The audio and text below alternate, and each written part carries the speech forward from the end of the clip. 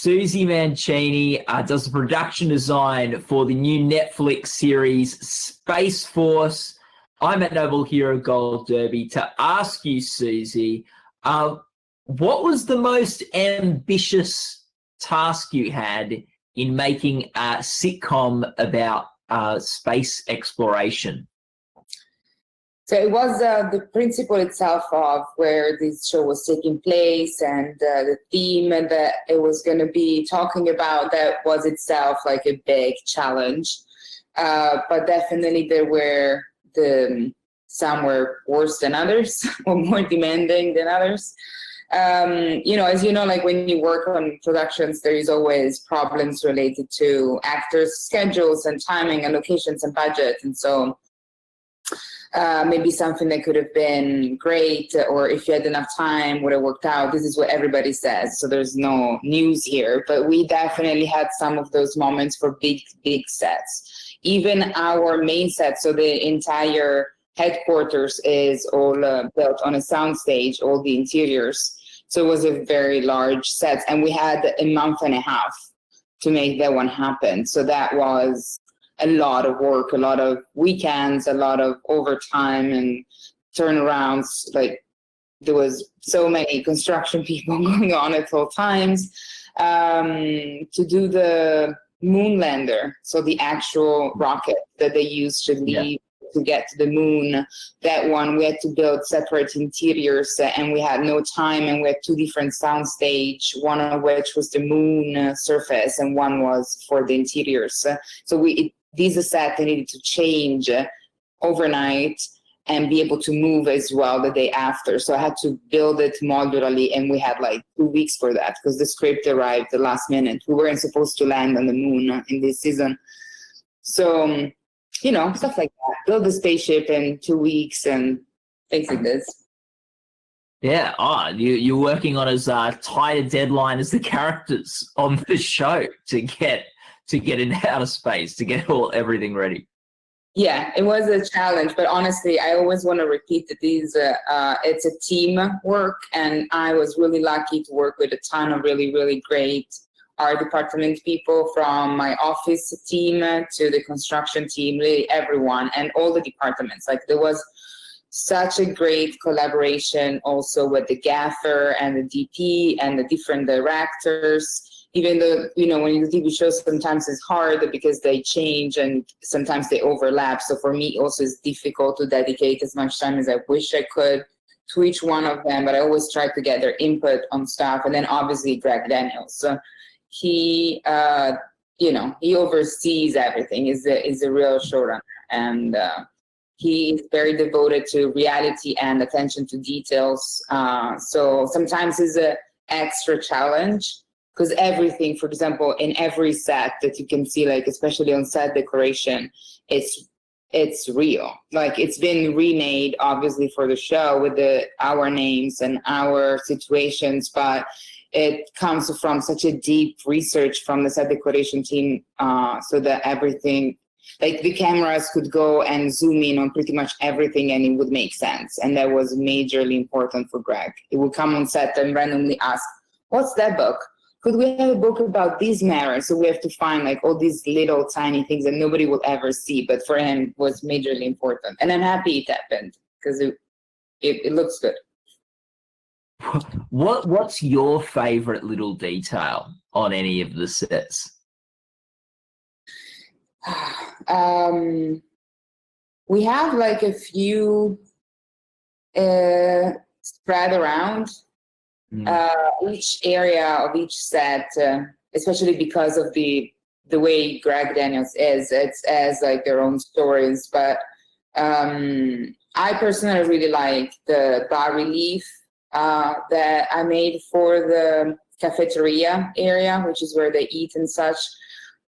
So we created these 3 large panels, and the general architectural style of the headquarters is brutalism, and it's part of the architectural era. They would do these large carved in bas relief in generally stone or concrete they could be like 20 feet high. They could cover the front of a building or be in the interiors. And so I just used that and created something that could be used also for a joke. So we discussed it with Greg, and we decided to do 3 in the cafeteria. The largest one is shot multiple times, and it's the moon landing, the famous pictures of the astronauts put in the American flag on the moon surface.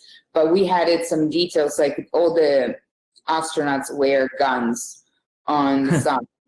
And so we made that big one, and then on the 2 sides we have another one, which is our solar system, and all of the planets that have the American flag on them.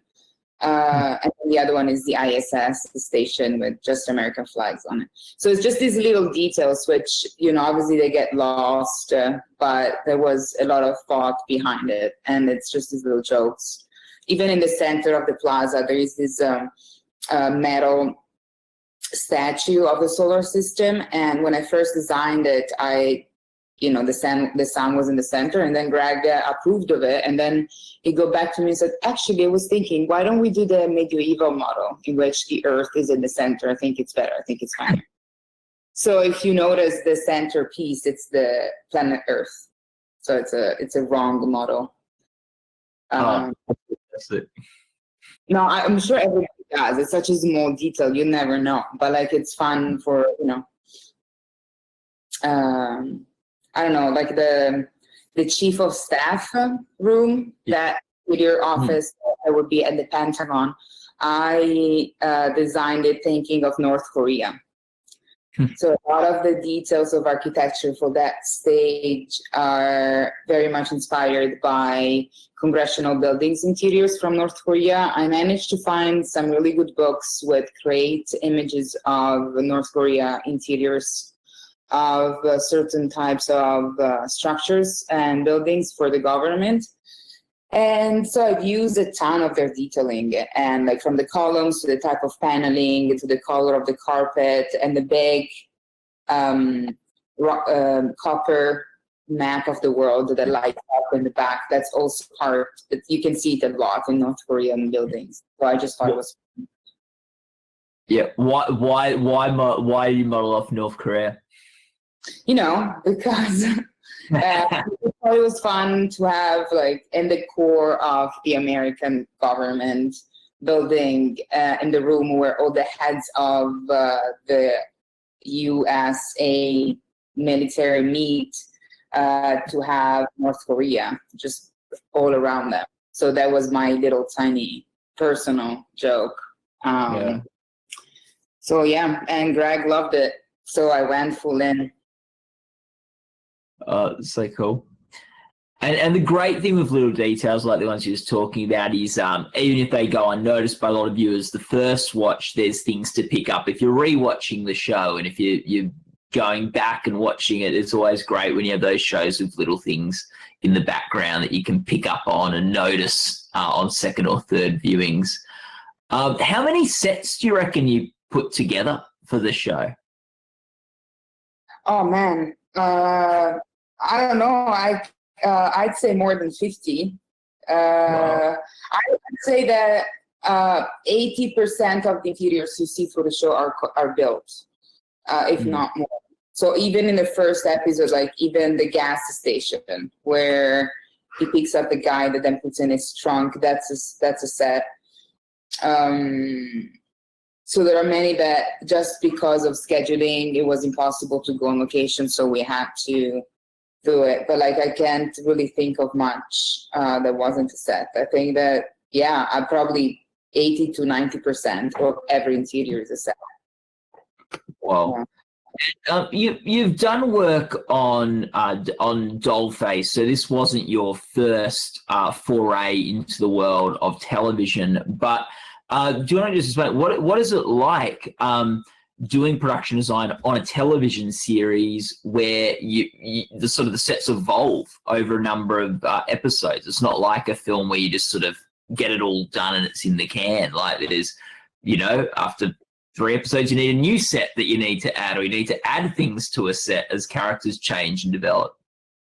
Yeah, well, that's one of the challenges, and the thing with TV is that is always constantly changing. So you need to, I need to oversee my budget as well. So you need to have the capability to just keep in the back of your head that yes, you have that amount of money, but they're gonna have to last for 10 episodes. So if by episode 3 the requests are really high, you need to kind of figure that one out before you even move forward, because it's a very tight balance. Obviously, the writers do their job and the showrunner does their job, and then you are given these great scripts, and you're like, this is problematic because we are this early on the show, and I don't know how I can get to the end of this if we don't have a discussion right now about what needs to be done. And then you don't want to block the creativity of the writer, so you want to be very productive and collaborative, but sometimes there are limitations that have nothing to do with creativity, and you can be as smart as you want and try to reuse the stage pieces or go like to productions that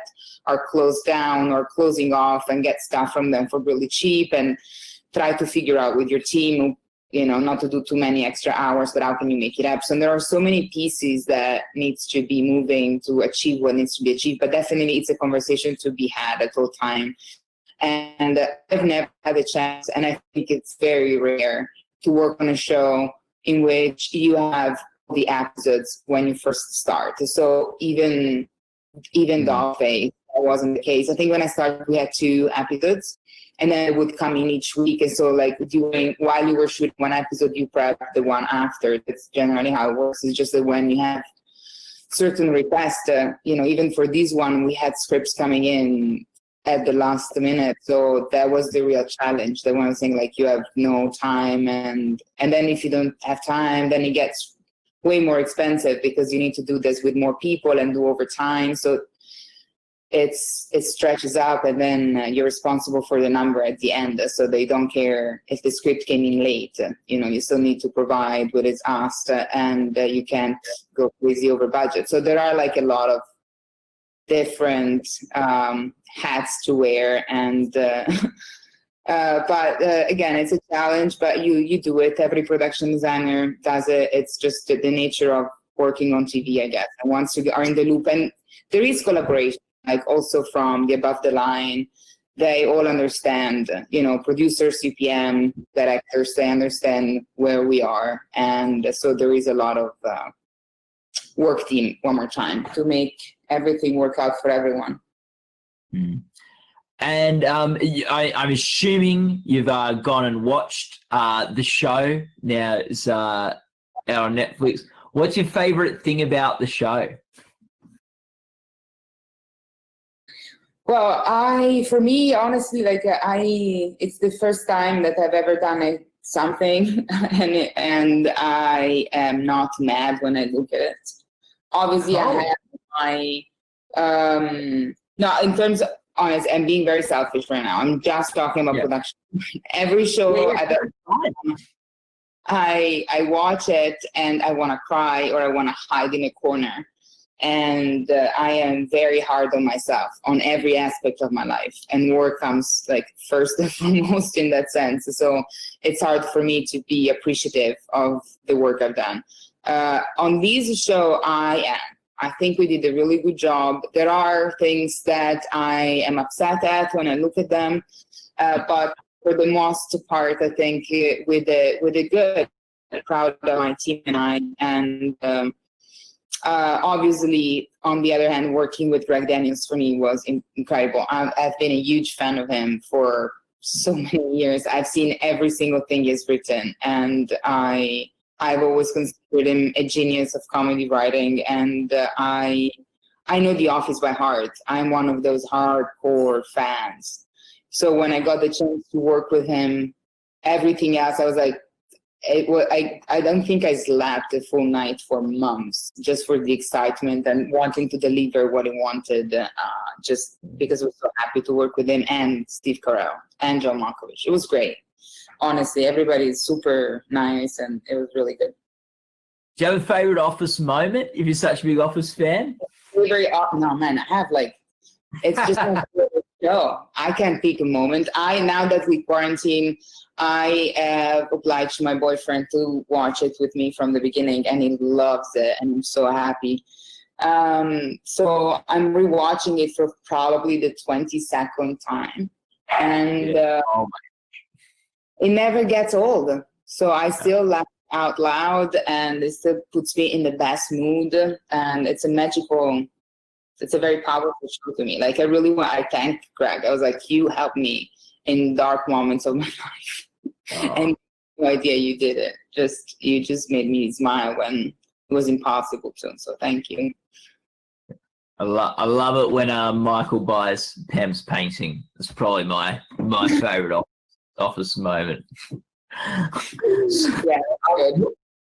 And to finish off, Susie, you said that like this is the first sort of work that you've sort of looked at, and you're not as angry or mad at yourself as you have been in the past. What's different about this work? What's different about this show for you that means you're more appreciative? In general, again, is the collaboration with people that I have respected for such a long time, and so that already for me is such an achievement and made me really happy just as a starting point. But then I think that it was really hard, and I have done such a huge amount of research, and even just to create environments that the request was very difficult because it's about the military, and it's about America, about the president, and it's about something that we haven't seen yet, but it exists, and then maybe one day we will see. And in the real world. So you have to create something that is cinematic, yet realistic, yet functional, yet is not offensive for anyone, and yet like everyone that is like a nerd in science and that is a military person would think it's possible and is not stupid, and that also each director would like, and that would work for the actors. And so there are like a lot of elements that really scared me, and in the end when I watch it I see like that it's all of it. Like I think that we created a good balance of realism and cinematic looks, and that it's rich but it's not too overwhelming, and it works. Like I like the world that has been created. So that's, when I look at the frames, yes, again, sometimes there are details I wish were different, but for the bigger picture, I think we achieved a look that can be iconic for the show, and it's different, and I like it, and I hope everybody does. And yeah, that's it. Well, Susie, thanks so much for talking with us today about our Space Force. And for people watching this interview, you can go to goldderby.com to make your Emmy Award predictions and watch other interviews with awards contenders from TV. Thanks so much, Susie, and all the best with the Emmys and everything. Bye-bye. All right.